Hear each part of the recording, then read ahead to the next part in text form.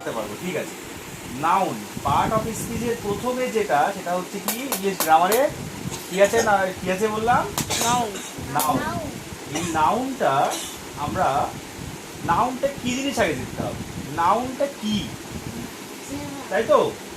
একটা হচ্ছে যে ওয়ার্ড দ্বারা কোনো কিছু নাম প্রকাশ করা হয় তাকে নাউন বলে। কি বললাম? যে ওয়ার্ড দ্বারা কোনো কিছু নাম প্রকাশ করা হবে তাকে নাউন বলবো। কিন্তু মজার জিনিস হচ্ছে এই নাউনকে আমরা নামপদ বলতে পারি। কি বলতে পারি? নামপদ। এখানে লিখতে পারি নামপদ। ঠিক আছে? স্যার নিচে লেখা আছে স্যার। নিচে তো লেখা আছে কিন্তু আমি এখানে লিখে দিলাম নামপদ। আবার আমরা বলবো আমাদের চোখের সামনে যা দেখি সেগুলি সবই কি নাউন। নামপদ। আমাদের চোখের সামনে দেখো আমার কাছে কি আছে, পেন্সিল আছে, একটা স্কেল আছে, তারপরে পেন আছে, কোট, চেয়ার, খাট, বিছানা, সবকিছু। তারপরে স্যার লেখা আছে। হ্যাঁ, তাহলে সবকিছু কিন্তু একটা একটা কি নাম আছে, তাই না? আমরা নাম ধরে ডাকবো। তাহলে নাম ধরে যতগুলো ডাকবো ব্যক্তি বস্তু সবই কি, সবই নাউন মানে নামপদ।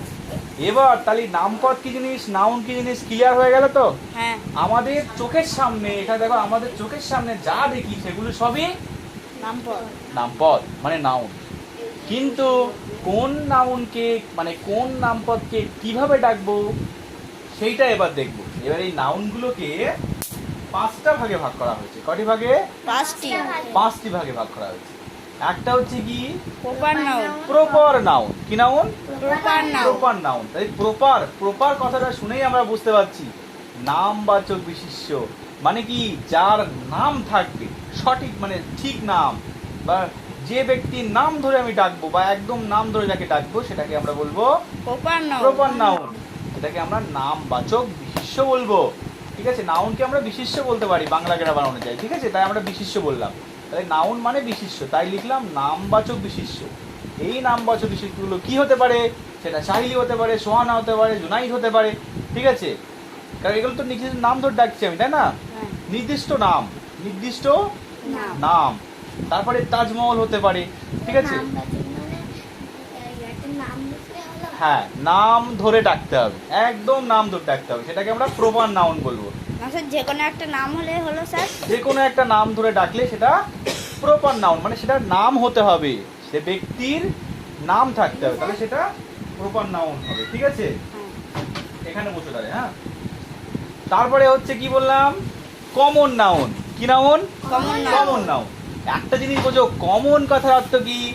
অনেকগুলো জিনিসকে আমি একটা ভাবে ডাকবো। যেমন হচ্ছে জাতিবাচক বিশেষ্য, মানে কি অনেকগুলো জাতিকে আমরা একটি করে, মানে অনেকগুলো জিনিসকে আমরা একটি জাতিতে ডাকবো। যেমন কি আমরা ধরো স্টুডেন্ট, মনে করো একটা ক্লাসরুমে অনেকগুলো ছাত্রছাত্রীরা আসে, আমরা সবাইকে তো ডাকতে পারছি না রিতা এসো, গীতা এসো, মিনা এসো, এরকম ডাকতে পারছি না তো।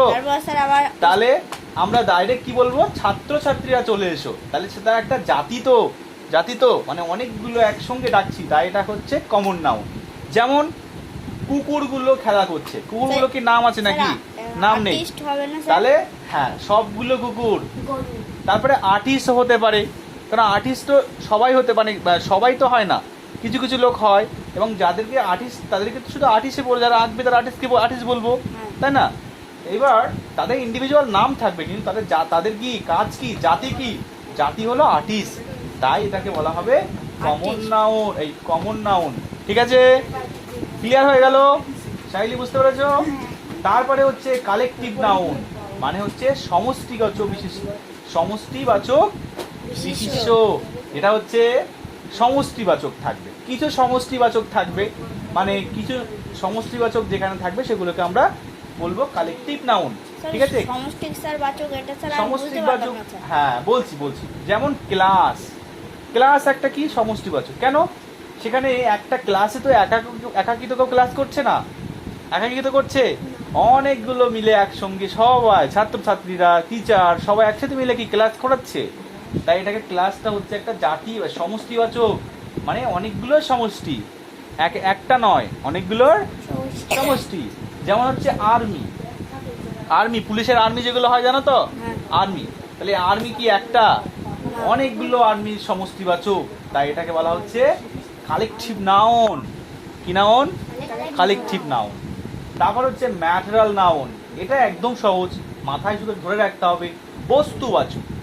বস্তুবাচক বলতে কি, যেটা বস্তুবাচক কে বলতে পারে? বস্তুবাচক মানে একটা উদাহরণ বলো। যাদের প্রাণ নেই।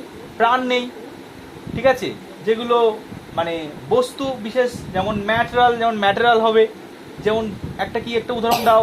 গোল্ড মানে সোনা, রূপো, তারপরে হচ্ছে আয়রন, পেট্রোল, ডিজেল, ঠিক আছে, তারপরে বিভিন্ন ধাতুর নাম, এগুলো সব কি ম্যাটেরিয়াল মানে বস্তু, তাই তো? হ্যাঁ, ওয়াটারও হতে পারে, ঠিক আছে তো? এই তো, ভেরি গুড। তাহলে এটাও কিন্তু একটা কি নাউন? Material noun. বুঝতে পেরেছো? হ্যাঁ। হ্যাঁ, মিল্ক, মিল্কও হবে, কোনো ব্যাপার না, মিল্কও হতে পারে। লাইফ হবে স্যার, লাইফ। হ্যাঁ, লাইফ হবে স্যার, লাইফ লাইফ। না, লাইফ হবে কেন? তারপর দেখো, লাইফ না স্যার, লাইফ। লাইফ মানে জীবন, তাই তো? হ্যাঁ। তা জীবন এখানে হবে কেন? এটা বস্তু নাকি? জীবন কি বস্তু হয়? ও, হ্যাঁ, চলো sorry, sorry, তারপর sorry. দেখো আমরা লাইফটা কোথায় লিখছি দেখো। তারপর হচ্ছে কি, তারপর হচ্ছে